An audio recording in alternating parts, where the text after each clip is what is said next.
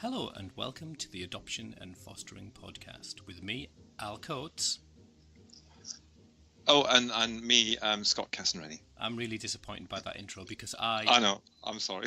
I've been listening It's to daytime. It's daytime. I've been listening to investigative journalism podcasts all week, and they're so professional. Right. It's well, when you start paying me, I'll become professional. But what I love is because they're American, so halfway through there's really random adverts for things. So I think we should push for a sponsor. If anybody wants to sponsor us, you can come on and have a minute's advert in the middle of our podcasts. Do you know, because the American ones I listen to, but I listen to total random rubbish. So I listen to RuPaul's What's the Tea, as in What's the Truth. That's what that means. And they do like Casper mattresses and yes, Casper mattresses. Casper mattresses are big on podcasts, aren't they?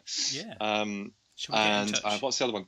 The website as well. There's a website one, but and they get paid to do. Why do you would think someone like, I don't know, some lovely adoption agency would have picked us up by now and said, "Oh, can we sponsor you?" Should we try? Would we want that? I don't know. I would like it to be sponsored by a local meat merchant. So you get free sausages. Yeah, I know. That's all you're into. The Fostering Podcast is sponsored by Bert's Butchers. In Newcastle. Newcastle.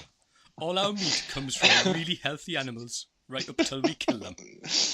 Oh dear, yeah, no, I agree with you. And I also agree they are quite professional, but they also have what's the word? You know, when they're doing their music and stuff like that, they're actually got proper music. All right. So, I was thinking about that this morning. But I do like our jingle. I think the jingle that you chose when we started was very good. But you have to use free music. That's the thing, because you can't use anything that's copyrighted because you'd have to pay for it. Yeah, exactly. The other option is that I actually write some music. That could work, isn't it? I've got a guitar in here. Look. Oh. Obviously, this is rubbish for radio. Look, I've got a guitar here. Just for the listeners, he is getting his guitar out. Oh, and you can hear it. There you go. That's not a guitar. It is. It's a guitar. It's called a backpacker. Yeah, I used to, when I lug myself around the country, I use that. Anyway, we're way off point. Anyway, we are already. Look, it doesn't take long. This is what happens when we do daytime podcast recordings. Yeah, we get really distracted by mundane and irrelevant things. Yeah.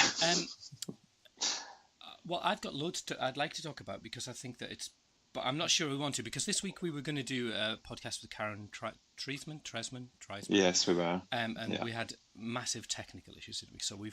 But what we did is we'd already had an interview with one of my friends, Colourful Carwen, who people know off Twitter, who has nothing to do with adoption, which is a bit peculiar.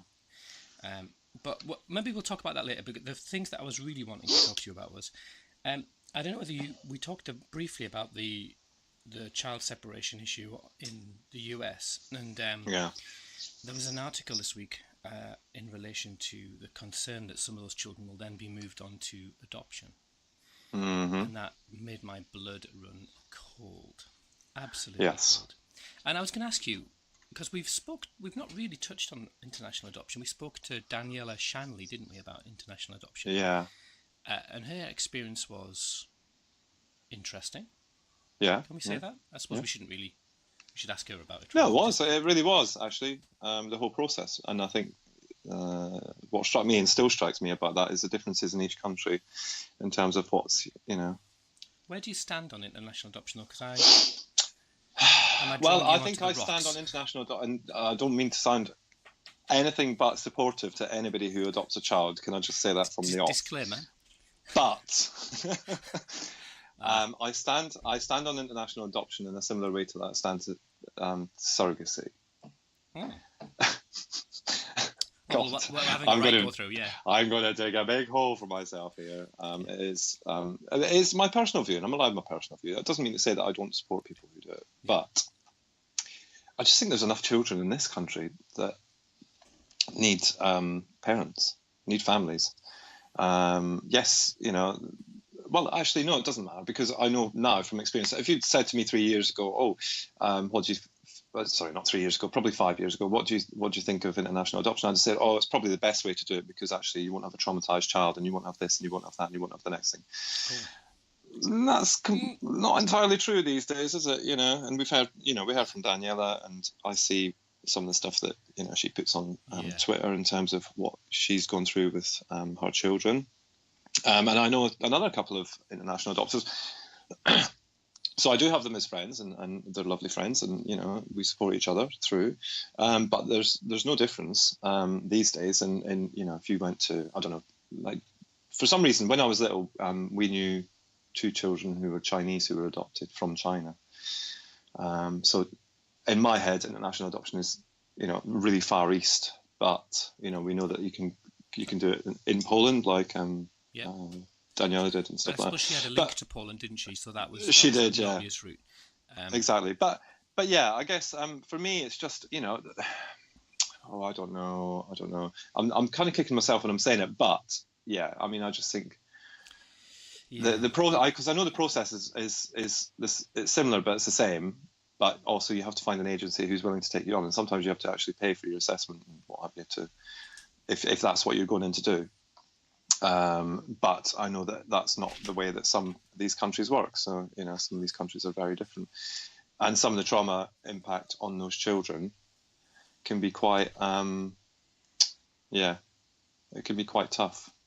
It's really tricky, isn't it? Because I think that, I think I mentioned it, I wrote a blog, there was someone on the radio going, oh, well, we were looking at different options of getting a child because we were infertile, and we thought of international because that's kind of a route of getting a clean slate. Yeah. And you kind of go, ouch. Yeah. And I understand that language, and, maybe it's, I guess, probably like you, I've been on this journey where my ears are really attuned to social care language. Yes. And so you become, there's not necessarily any malice in that language or any kind of insensitivity. It's just not language that we've moved away from that language. So that's language is important, but it's complex, isn't it? Because depending on where you are on the thing. I guess my thing is, I find it really difficult because I do know people who've adopted internationally and respect, their motivations are all good. Yeah. But did I ever tell you about my African orphanage story? No. All right, okay. Well, I've got a friend who runs an African orphanage. Actually, an orphanage. Well, it's called an orphanage, but that's again, that's a cultural thing. It's not an orphanage in the sense that it's a place where vulnerable families put their children, and they remain their children, and my friend cares for them, educates them. Right. And there's no sense of transfer of, identity or family, and there's no way anyone from anywhere else is going to take these children at all. So it's not an orphanage. Is probably is wholly the wrong thing to call it. Yeah, it's a boarding school for children who are vulnerable. Right. Okay. Yeah. And I went out to visit him, spent a week with him, and we were doing training around trauma loss, and so that even that tells you exactly where he's at. He's progressive in that community. It's in Kenya, really progressive. And he said, "Look, I've been asked to visit this orphanage by someone. Would you come with me?" And I went, "All right, okay." A bit naive, but white man in Africa, it's a bit, with my pith helmet and my shorts off, I went. There's an image. And your haversack. And my haversack, yeah. And we went to this, and it was an orphanage, and it was. Both of our blood ran cold because these children were clearly being primed to be adopted into the US. And there was lots of really complex dynamics because it was funded. It was a nice little house and a nice plot of land, but these children were being. I'm really careful about the language I use, and I'll not reveal who it was, but they were being trained to be good little children, and that sounds awful. And so and there was a huge faith element in all of that. They were, and there was a performance element in all of that, and we just came away and we were sick as dogs, and it's probably the worst hour I've spent in my life.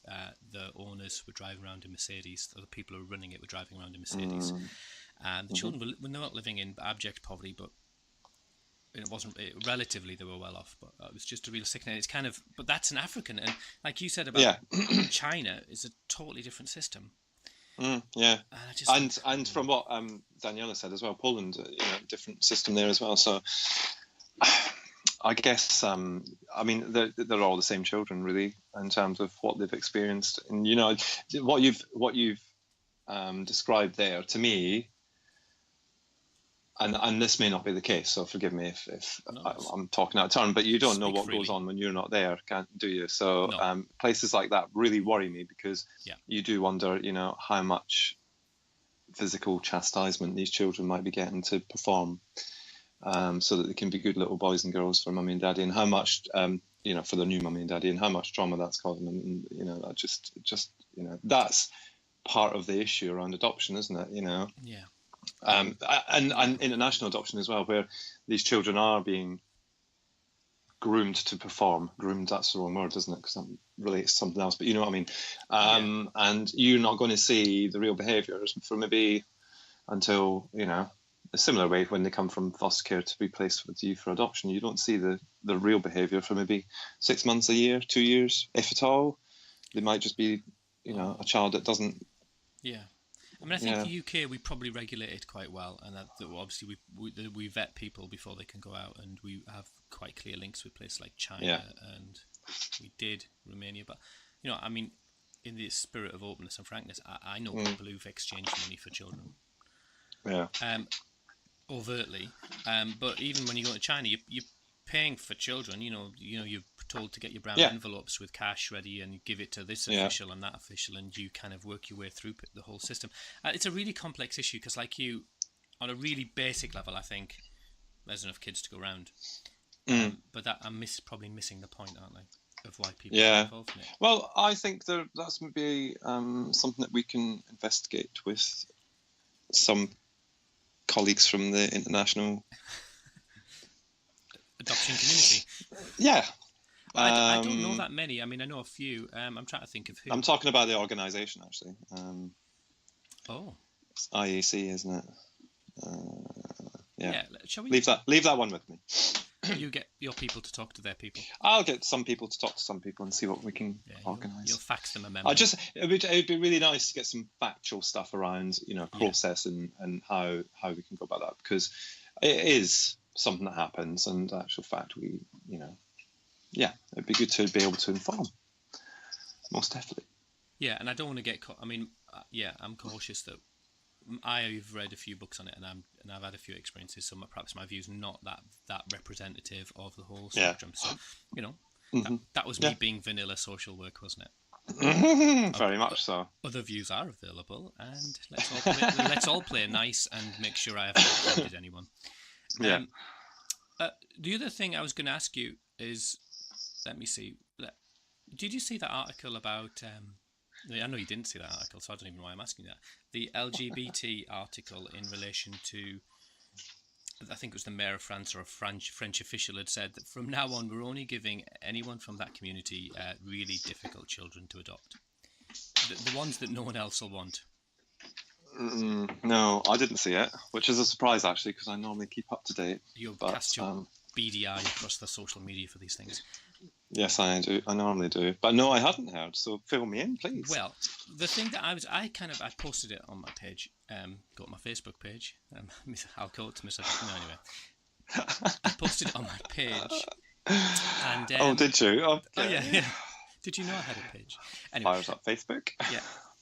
I posted it on my page, and I kind of thought, well, that's maybe a cultural thing. That's maybe a reflection on where they are as a society, and all of those kind of like things. I thought. But then what was really interesting was the comments, because there was people who commented and went, yeah, that's our story. That actually people said, so it was same-sex couples and, you know, and gay and straight and all kinds of people were saying, yeah, that's our, not straight, but you know what I'm saying. All those. Right. I'm not used to doing this in the morning. And they said, you're not, are you? No, I'm all over kerfuffle. And they said, actually, that's our story. That these children, they were kind of billed as, this is last chance saloon for these kids. Will you take them?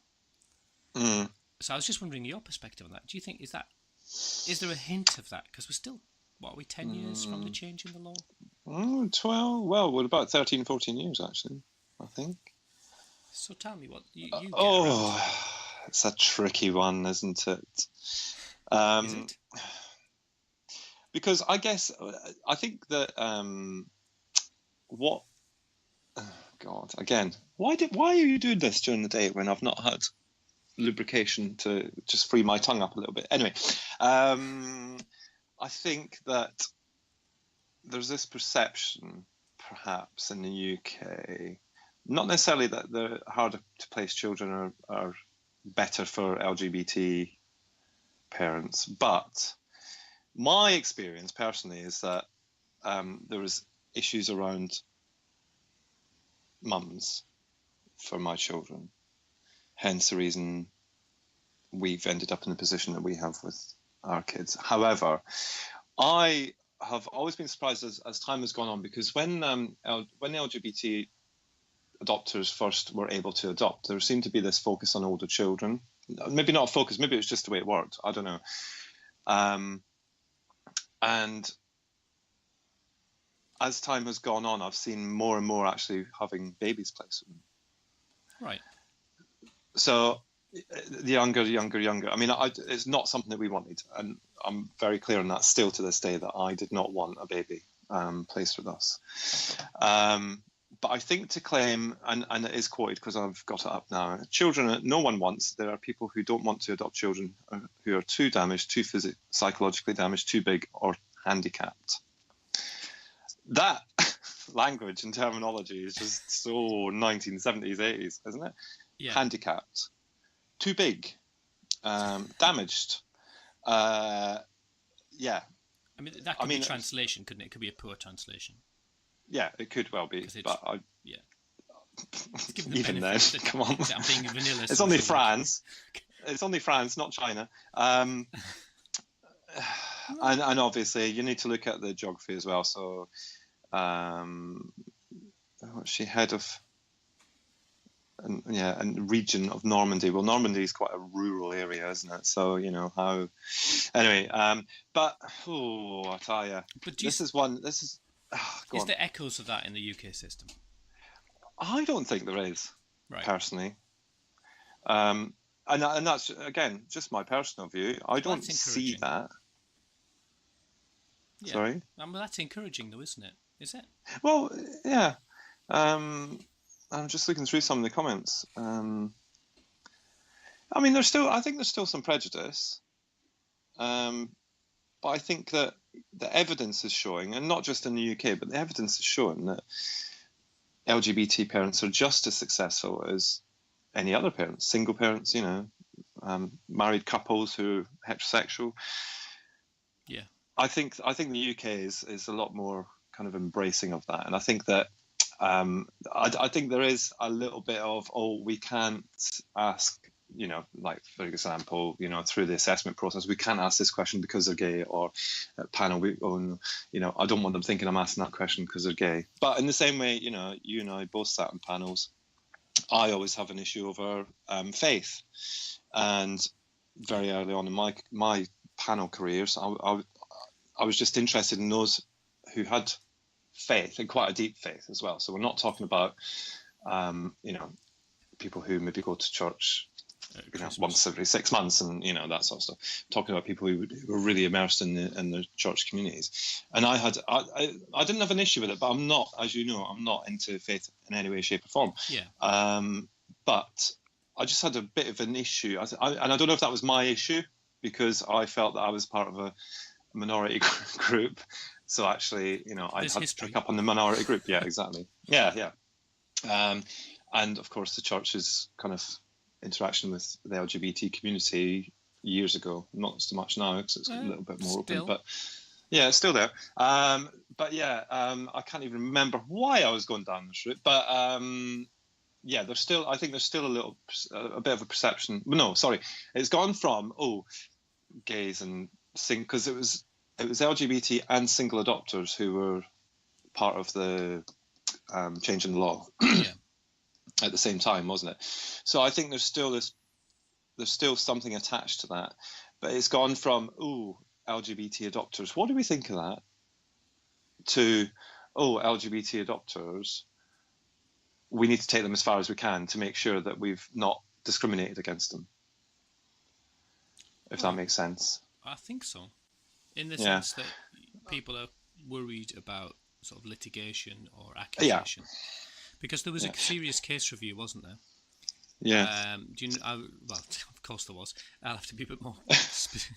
Yes, there was one. No, there was a serious case review, and it was a situation where it was for foster carers, and there was two men who were a same-sex couple, or so it seemed, and they then took a foster placement and abused those children, sexually abused those children. Yeah. And the serious case review said, actually, when they got to the crux of it, the suspicion was that they were not two gay men in a same-sex relationship. They were posing as a same-sex relationship, and the idea that social workers had not exercised professional curiosity, or they out of a nervousness of being accused of being, prejudice, or that they'd not kind of explored issues around their relationship. And that is, from a social worker point of view, asking people about their love life is really, it's awkward. I can imagine. Yeah. Yeah. That's and yeah. And I think the other thing, because there's been more than one, hasn't there? And there wasn't there a child somewhere in Wales? No, down southwest somewhere, I think, who died. Or yes, that's very recent. Adopted and that's child, the other thing. Yeah, and that's the other thing as well. These things pop up in the news, because they're gay.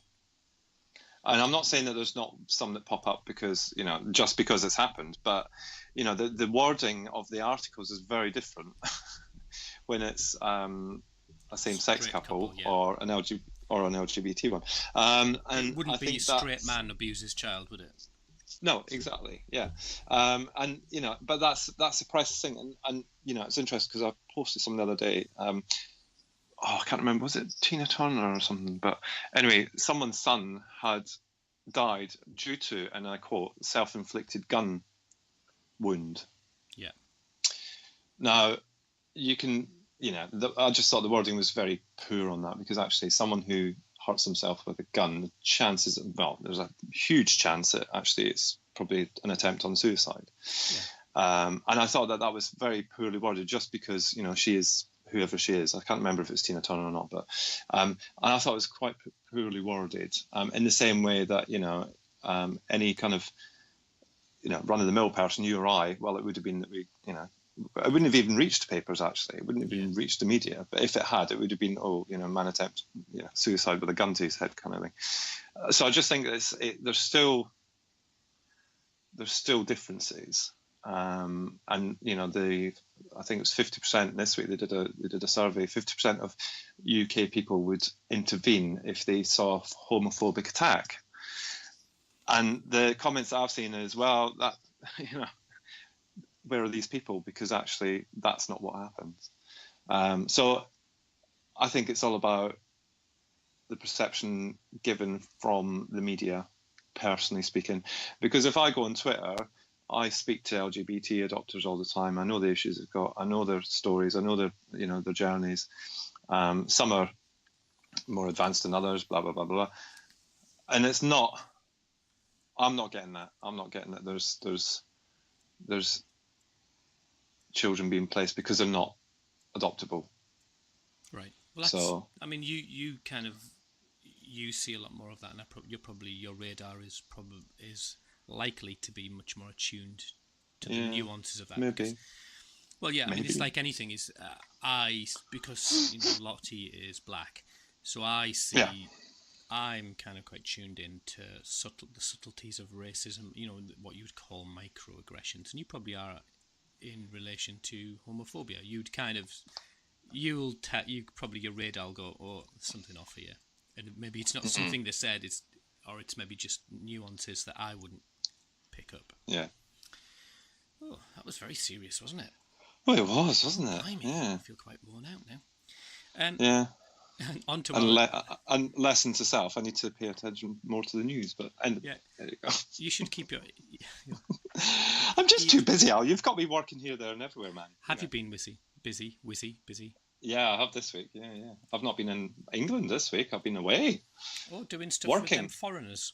Yeah, with them foreigners in Northern Ireland and Wales. Wales. Oh. Yeah, it's an interesting few days. Yeah, God, wearing your Union Jack to bring us all together. No, I didn't know. Although, there is an element of that, I will say that. But no, and it was really actually very interesting sitting down and talking to colleagues and professionals in these other nations where it's very different. But there's an element of me that wants to, it's just that side of me, because I'm a huge believer in collaboration and partnership working, as you know, and it doesn't matter who you work for, you should be striving for the same things. Basically, I think, well, let's just do it together. What's this issue over? You've been from Scotland, me being from England, you've been from Northern Ireland, you've been from Wales. But there is differences. There is. We should maybe do a podcast. We should bring together the nations. Have a should we do a Eurovision podcast on adoption? UK Eurovision thing. Yeah. Shall we do that post Brexit? Anyway. You had to raise that. Anyway. Oh, good. Can I tell you what I've been up to? You may. Amongst many other things, but one of the a couple of speaky things this week, which is great. But the main thing is we're getting very close to releasing our child on parent violence survey. Dun, dun, dun. And I have to say, I counted the words yesterday. There's 50,000 words in it. Oh, seriously? How am I going to have time to read that? Oh, don't! I'm going to turn it. I'm going to do a picture version for you. Oh, cool! That's all. Like a flip book picture version. With stick men. Yeah? Stick men. Some people are very sad. Some people are very happy. Lots of people. Some people are bruised. Some people are battered. Yeah. Mm-hmm. But really interesting, fantastically thought-provoking, and I think people will find it really useful. So we're just working out. I was proofreading it on the train last night. We're getting to I think it'll be the week after next. It'll probably go live, and I'm in negotiations with ITV to get myself on the telly and all sorts of things. So that's really exciting. Fabulous. Very good. Does that mean you have to buy a new shirt? I will have to buy a new shirt. I was actually you know me so well, because I was actually thinking, which shirt should I wear if I go on ITV? Yeah. But I've got a white shirt. Spruce that wardrobe up, mate. Yeah, I've got a special white shirt for such occasions. Yeah, lovely. Yeah. Well, I was just going to say to you, do you think that once this is out, that'll be it with CPB, or do you plan on doing more? No. We've got the next step in the next link, or the next step is to do practice guidance, because we've got some really. Oh yes, of course, yeah. Yeah. So we've got links. Yeah. I've actually got a contract somewhere I need to sign about that. So that's really exciting. I think one of the things is we're going to release it in different formats. So we're going to actually print it off as a book, because it's so big, and people can buy that through Amazon. We're gonna have a full version that people can. There's your dog barking. Yeah, that's exciting. We're going to have a version that people can buy for a couple of quid, the full version, and we're going to have a readable summary that'll probably be. You're going to go and thrash the dog now, aren't you? I can hear you walking around. Get down, Shep. Get down. Now there's a cultural reference. You're showing your age there. I know. Top of the Eiffel Tower, and there's get down, Shep. We'll know the age of the audience if that becomes trending. Hashtag get down, Shep. Hashtag get down, Shep. I don't know whether you noticed, but I had one of my children come in demanding to know where the pancakes had gone. It all got a bit really? Yeah. You might, if you listen back, you might hear it. Anyway, so that's going to happen, and also going to have I said we're going to have a really cheap e-version and then a free summary, which will be quite a long summary. Anyway, enough of that. Right, okay, this week I was talking to my friend Colourful Carwen, and a little bit of background about that, because you've listened to the interview. Have you heard it?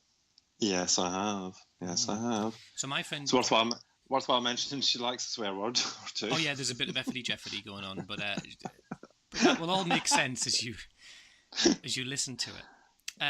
And just a bit of background is that Colourful Carwen has been one of probably the most helpful people in our lives. Is that when we met her maybe 10 years ago, and she was someone who, she was like a child whisperer, in that she gave us insight into my daughter's mind, and she was able to join dots that no one else was able to join, and say, this is what is going on inside of your child. This is how she perceives the world. This is how she feels when this happens. This is why she reacts like this. And it was the first person to do that and really make it visceral. So she's been on tap, especially her and Mrs. Sear, great mates. And her story is that she was diagnosed as autistic at 40 years old. But up until then, she'd just I think everyone knew that things weren't quite right, especially, and she knew that. But as a child, that had worked out in some really tricky ways for her family. Yeah. Yeah. So I asked her, though she's not adopted, but she, as a child, she was violent, and as a child, her behaviour was incredibly challenging for her family. And so the reason I asked her to speak was because she sort of communicated her inner world. She said, "This is what it's like to be 8 and frightened and not understand." So I don't know what you've listened to the interview. What did you think? I you know, it's one of those experiences, isn't it? Because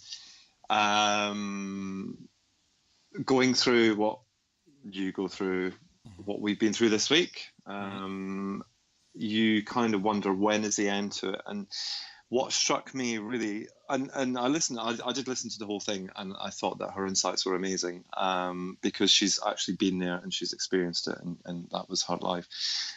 But it's how she reflects on it and how she can talk about it. And you know, the one thing that we always just hope is that we get to a stage where one day, you know, our children can actually be like that.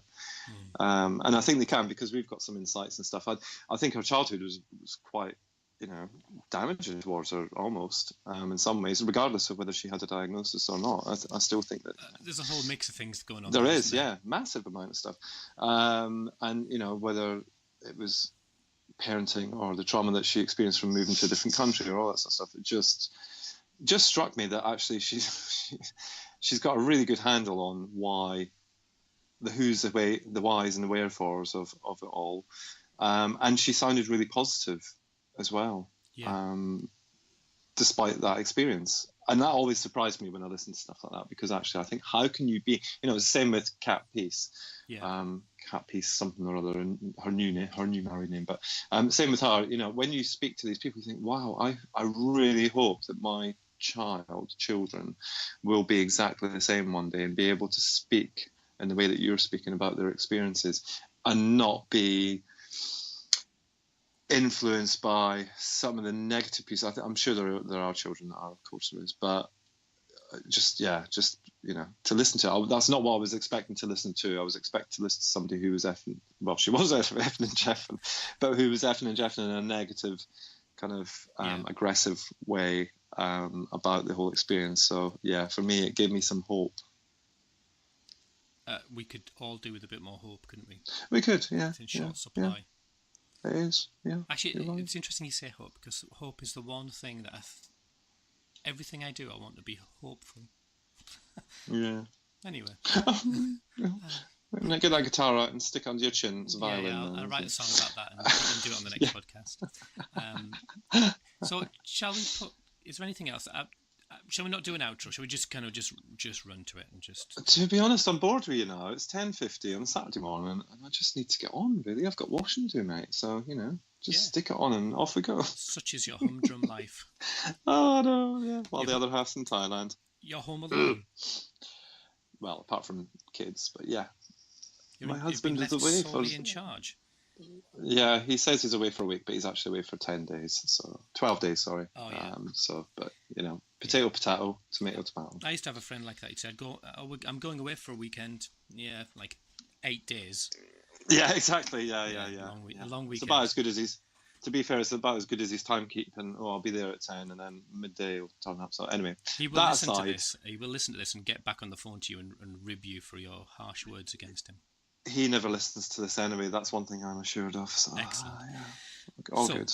Here we go. Here's the interview with Colourful Carwen, and you can probably find her online. You can find her online. She's got her own blog that is. She has her own Twitter. And she is very excited, because I think she is very fond of lots of the community, and often will send them a flower, because she knows that you can't misinterpret a flower, can you? Which is very wise. That's sweet. That's cute. I like cool. that. Yeah, cool. Well, have a fantastic day, Scott, and I shall you speak too. to you soon. Au revoir. Bonjour. Au revoir. Bon Jovi. Anchovy. Oh, goodbye. Bye-bye. Okay. Hello, Colourful Carwen. How are you? You really kindly I asked you if you would talk to me about some of your experiences when you were a child in relation to how you saw your world and how you behaved, how you interacted with that world. So can you tell me some of the things you told me about how you felt and reacted when you were those ages, up to about 9? Well, because that's the first thing, isn't it? That at 9, I went into a different scale of sorting out my behaviour, whereas I hope your mob are doing it slightly better. Right. So what was happening before 9? So I was born in a cottage in Wales. I only ever saw people on a Wednesday afternoon for 3 hours, and the rest of the time I was feral. And I think after that we moved to Liverpool, and then we travelled for a year in the back of a car, and then we moved to Africa. And in all of that, I just got more and more angry. I was very angry, unable to communicate. And so, yeah, by the age of 4, I'd already scarred my sister's face. They wouldn't stand at the top of the stairs because they knew I'd throw them down it. If someone came near me, I would just launch myself at them. Bit people, headbutt people, ran off, hid, ran away, scratch people. That's quite a list. It was basically, in the end, I regularly remember my mum just going, "This child is uncontrollable. I do not know what to do with her." I mean, you can look back now and you've probably made sense of that.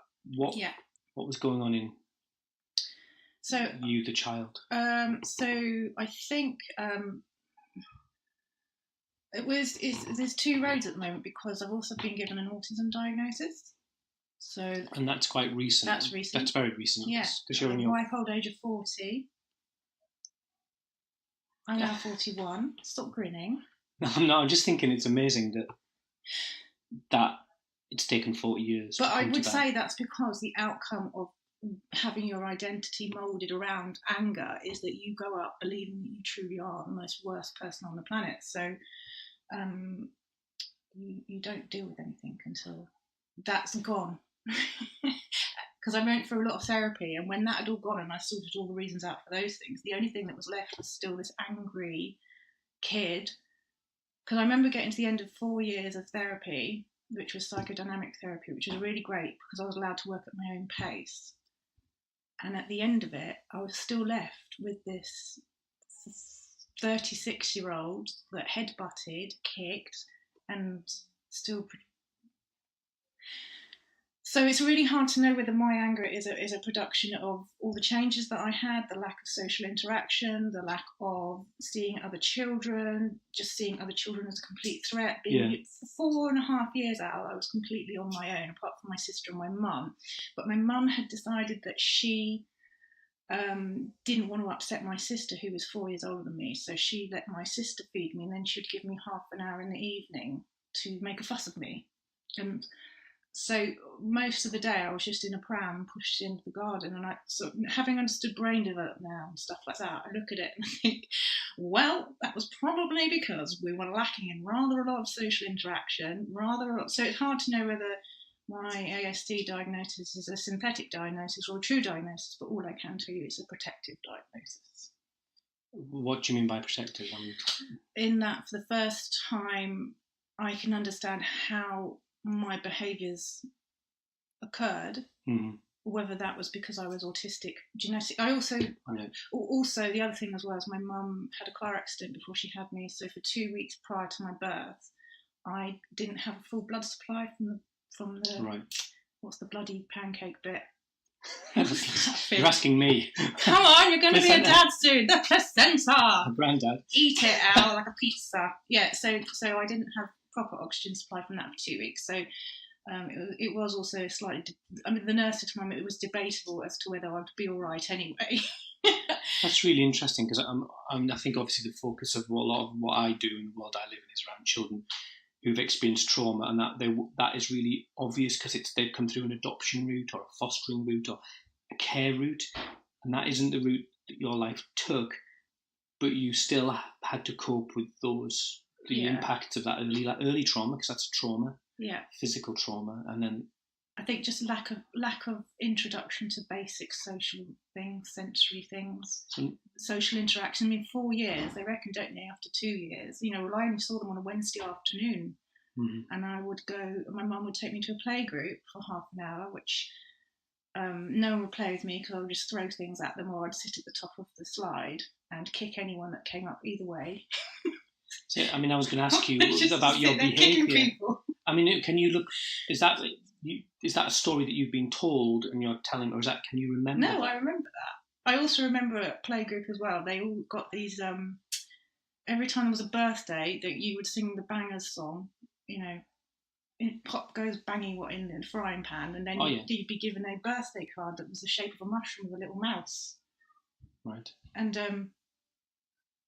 I just every time we sang that song though, I just couldn't cope with the whiz pop bang, and would just end up punching anyone near me, so I had to sit in slight isolation from everyone. Why? What was it that you? What back then? On? Yeah, what was it? A physical? It was my body. I was not in control of my body. Right. I didn't have any ability. Didn't have any communication skills. I hadn't learnt. Like, even when I had my own children, I had 2 kids before I was 30, and if you ask anyone, I didn't actually speak to my children for the first probably 2 years. Both my children know my language. I have my own language. So I hadn't really learned how to communicate, and also words didn't properly come out of my mouth. Just build up to a massive crescendo, and then. But in the end, I learned that actually, I suppose there was a little bit of like, you have 2 ways, because you know you're safer when this parameter is put around you so that no one comes near you. Right. But you're also really aware that them over there is exactly where you'd like to be, so it makes you hate them anyway. That's a really complicated dynamic for a 4, 5, 6, 7-year-old. Because it's like you really. So I'll give you another example. So when we were on the farm, we got to the farm in Africa, and there were these curtain rails, metal curtain rails. Yeah. And I decided, having watched Tarzan on a television, which my parents were also brethren, which was another whole story. We didn't have a television, but I'd watched Tarzan, and I realised you could chain people up. So I found these curtain rails and decided the best thing to do would be to turn all the sofas upside down, make a prison, and then put my sister in it, and chain her up and leave her in there. You're laughing now. And then I'd like to note that I know you have quite a good relationship with your sister now. I love both my sisters, but it was like I didn't know how to keep people near me and keep them safe from me. I knew I was dangerous. Is that because people were telling you? No, I knew I was dangerous because I used to make them bleed. I used to bite them. I'd scarred them. I would walk into a room, and my sisters would run to the other side of the room, because I think there was still back then this sense of you're doing this intentionally, and for me, none of it was intentional. It was just as much a shock to me as it was to them. But I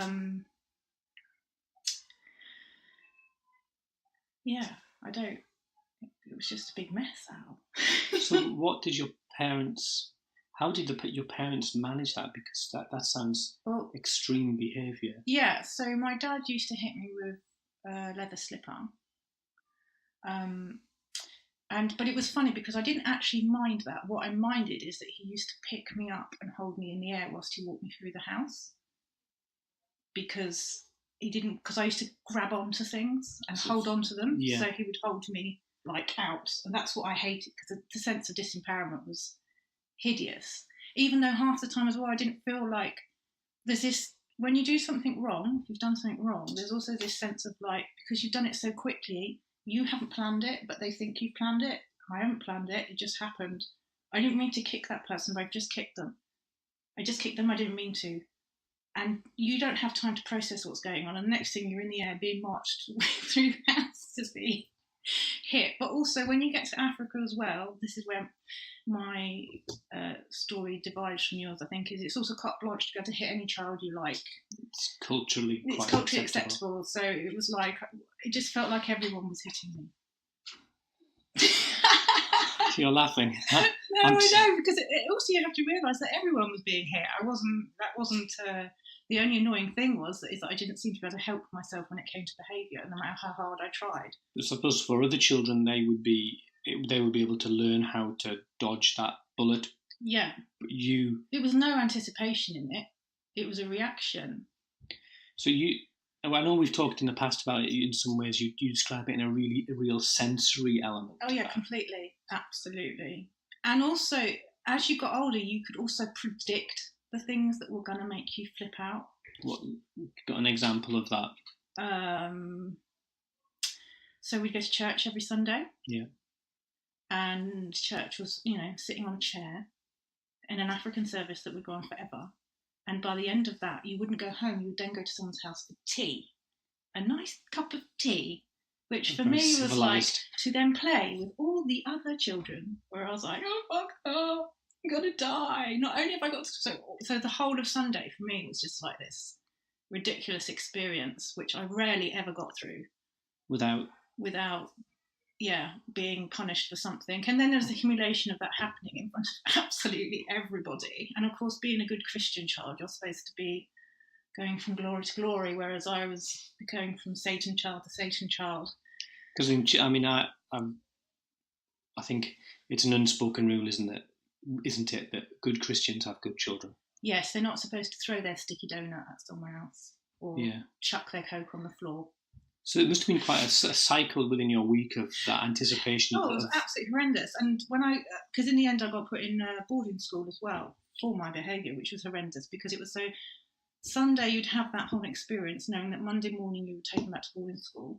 Tuesday you would survive. Wednesday might be halfway through the week, but might not be halfway through the week. And Thursday you're worried about whether you're actually going to be picked up or not, whether there's enough petrol for the car, whether the car is even working, whether the battery's working, can my mum get someone to help her push start it? And then by Friday, I literally would just end up being punished most of the day with the punishment of, you might not be able to go home this weekend.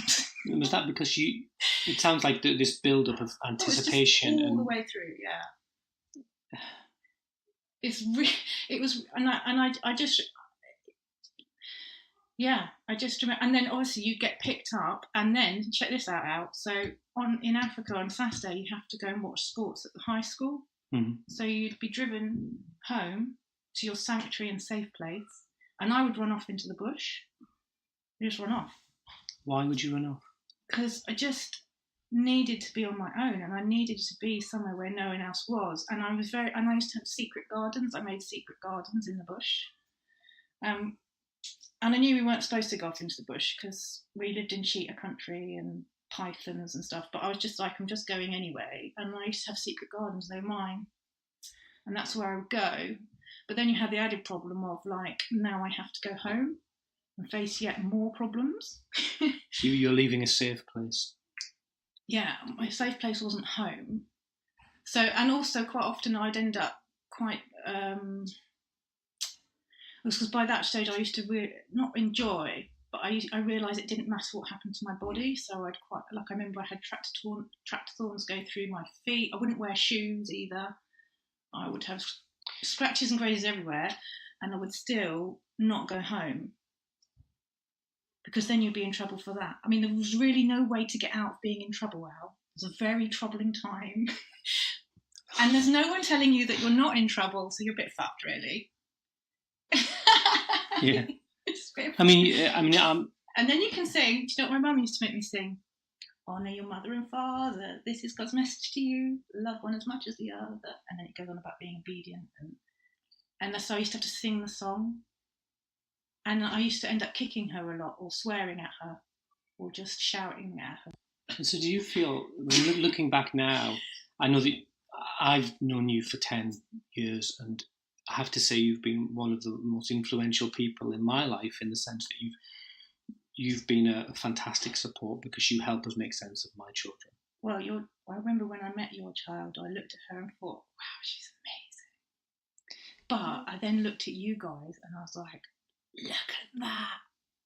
They're doing it different. I'm so excited that they're doing it different. We're not perfect. But you're doing it different, Al. You're not making them sing songs. I did once, but I'll not tell you that story. You didn't dare do that, Al. But you must look back, and I think you've helped us you've given us a window into my child and children's lives from just being able to share your perception. And so when you look back now at this little girl, little Colourful Carwen, what would you do differently? What would if you could come into that family unit, what would you say to them? Don't move to Africa. Yeah, don't move to Africa. Maybe get some friends. Yeah, don't become an Anglican. I don't really know. I don't actually, and this is why I don't blame my parents for anything, really, because I don't actually know what they would have done differently. All right. It's an honest answer. I could, because they have their own stories as to why they ended up doing that, or why they thought that was the right thing to do.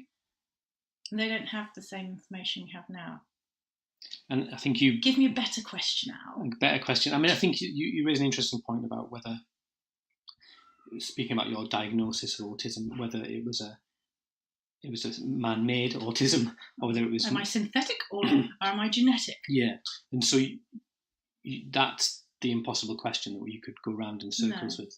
But I tell you what is nice, Al. For the first time in my life, I have a way of communicating to the whole world a positive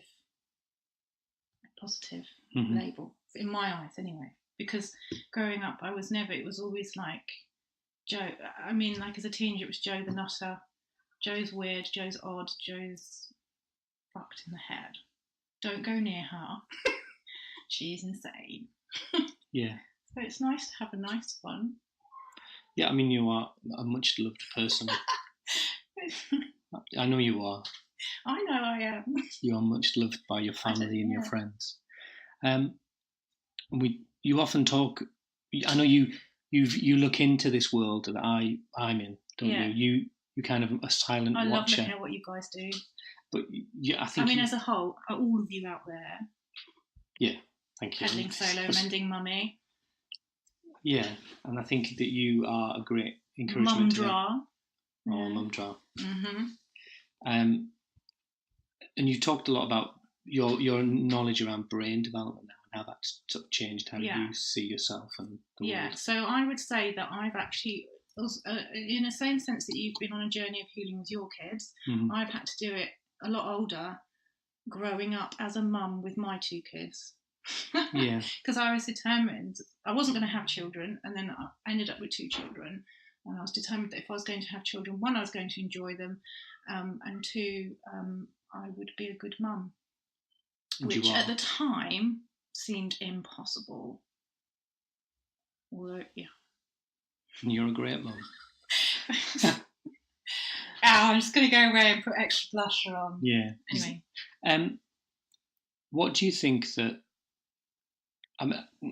there's so many questions I could ask, but I don't want to unravel, I don't want to spend loads of time kind of unpicking stuff too far with you, and I don't want to go into your personal life because I think it's very private. But although I have written it all in a blog, Al, so you have got a blog, haven't you, which is at Colourful Carwen. No, what I mean is part of writing that blog was for the first time giving my perspective on my history, and giving a truth which I put out publicly so that any Tom, Dick or Harry or any relative or my mum and dad, anyone could read it and then come and talk to me about it. So that's why I wrote the blog. Yeah. So don't worry about it. It's not a... Yeah. I mean, what would you say, thinking about the children out there who probably feel a lot of the similar things you feel and felt, what can their parents do? I mean, I know that's a... Stop using communication. Right. Oh my goodness, would you just stop talking to them? Bloody hell, it's like I know you'll suck eggs, everyone, but it's like you need to communicate with them not in language, not in words, not in... So I have learned that we have this thing called skin, which is the biggest part of our body, the biggest living organ in our body, and that surrounds the nervous system, which directly feeds your brain. And I think if you can make a body feel safe, you can make a brain feel safe. If you make a brain feel safe, you can create memories to create neuroplasticity in the brain, and then they will start talking to you. Wow. And people have built careers on that little phrase. And you might, I mean, you all know this. You might have a 14-year-old that is 8 in some areas, 52 in other areas, and 6 in another. But I think like I've had to work really hard on just connecting with my. If I can get my body safe, I can get my brain safe. And I know everyone's very good about explaining behaviour and working out behaviour and sitting down and talking about behaviour, but quite frankly, ditch the words. Yeah. It's exhausting, and in the end, as the kid, you just say the right words back. Yes, I'm really sorry. Do you know what I mean? And actually, it doesn't mean anything. You've just learned a pattern of behaviour, you've learned a habit, but yeah, I think speech comes after a lot. It's a lot of. I know it sounds really gross, right? But I used to, years and years ago, before I started this whole process, I used to picture myself as a dog living under a hedge with a broken leg that had maggots in it. And people would come near me to try and help me. And I would bite them, hit them, scream at them. But then I would also be licking my wound, not able to help myself. Yeah. And I think you wouldn't approach that dog. Sometimes there are times where you have to just go in and grab the dog and bring it out. But this is the wrong metaphor. No, that's a good. I know what you mean. But at the end of the day, once you've got the medical stuff sorted out with that dog, you're not then going to go and end up stroking it and patting it and talking to it all the time. You're just going to put it somewhere to calm down, and then you're going to talk nicely to it and feed it and give it a nice blanket. And when its wounds are healed, then, maybe it will trust you enough to come out the cage closer to you, and then trust you a bit more and might come closer to you and not want to bite the shit out of you. Do you know what I mean? Yeah. And then you've got to introduce it to other dogs, and then not feel like scared or wanting to attack other dogs. Do you know what I mean? I like animals. This is not a derogatory thing, but that's what it used to feel like. Yeah, I mean, that's a good way of how you describing how you But feel. Nowhere in all of that did you give it a diatribe of bloody words. Yeah. You gave it actions. And I know you guys are all doing this, and it's a lifetime commitment, and I know it's exhausting. Yeah. Yeah, I mean, it's life with chores, so there's no bleeding hearts about that. Yeah, but I don't know if you knew the life you chose when you chose it. We just play the hand we're dealt, don't we? I guess so. We're slipping into metaphor madness. We are. Anyway, so this big trial. Is there anything else, Colourful Carwen, that because I know you've been thinking a little bit about this for quite a while, and is there anything you would really want to communicate about your childhood experience and how to give people a bit of hope? Well, you are embodiment of hope. You're a loved, successful woman. Well, I just think out that, like, my behaviour was altered through fear and domination and discipline, which broke me, which then made a whole load more mess, even though I looked like I was behaving right. And I know you guys are doing it through love, which I know is difficult. But if I can't say it enough, it's like you need to use your children's senses to make them feel loved. Yeah. So use smell, use their favourite food, use like my son was really struggling with anxiety at night and he's having night terrors. And I was like, oh my God, he's turned into me. It's awful. It's happening. Mr. Dale said it would. And so, but I realised he also had traits of needing to be in control. So we brought 2 rabbits. And he has them in his bedroom. Yeah. And they live in his bedroom. And he feeds them, clothes them, look after them. And he has total domination over their life. Yeah. Why am I telling you this? Because I realised that for him, he needed to care. Yeah. And one of his big needs was to care. And he couldn't find anywhere to care because... But anyway. And then my other child, it is literally about... there's loads of things that I see think, my God, if someone had done that for me when I was a kid, things could have been so different. And it was just little things like, I've never taken his blanket off of him. He's always got a soft blanket. He's always needing touch and sensory information, but he's also needing space. What am I telling all this? Music. No, but it's born out of your knowledge. Please edit lots of this out. No, it's fine. But what I'm saying is, use their senses. Don't try and use their brains. Yeah. Do Just use their senses, and then let them come to you with their brain. So that, like Peanut comes to you and goes, "Dad, you want to make a wheelbarrow out of paper?" Which she does. She brings you her brain, and it's like a little gift from the play. She goes, "Let's put our brains together and do something." Do you know what I mean? But so yeah, I can't implore you all enough to use their senses, not their mind. Thinking about you mentioned some parents that you look into, and on your Twitter feed. On my Twitter feed, I send them flowers regularly. Yes, you do. How would you want to encourage them? I would just like to say, all of you, that your kids will have a luxury that a lot of my generation never had, or even you and your generation. Are we separate generations? No, we're the same generation. Okay. We're in our 40s. Oh my God. Okay, but your kids will never have to look back and go, "No one tried to help me," or "No one cared," or "No one bothered." Yeah. Or "I was just the little shit in the corner that mucked everything up." You lot, what you're doing, if nothing else, and your kids end up disasters their entire lives, they will have that one comfort that they were always offered help and love, which is, it's just a beautiful thing for them to have and own. And you will be giving that to your children. And because you know how the stories don't often get told until you're in your 20s, 25s, whatever. When the stories are told, you can turn around and you say, "But do you remember we tried to help this way, and we tried to help that way, and we tried to do this for you, and we tried to do that for you." And I just think the way that you are loving your children in a new way is just, if that was just that one fundamental, I think it is life-changing.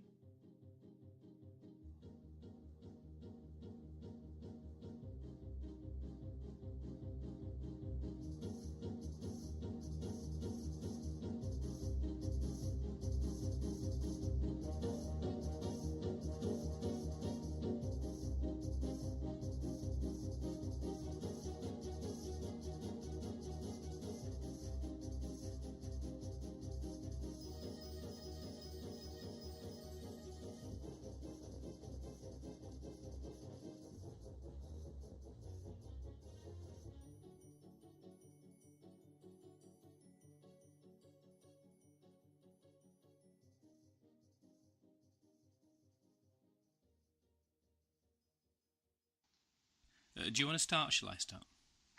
You start. Hey, what episode are we up to? What did I put there? 40 something. 449. Oh, we're getting too old for this. No, we're not. Welcome to episode 3428. Oh, the sun has gotten to us. The heat has gotten to us. It's just all gone so wrong. Welcome to the year 2094. Yeah, something like that. I don't know. We shouldn't laugh, should we? We haven't aged a bit, though.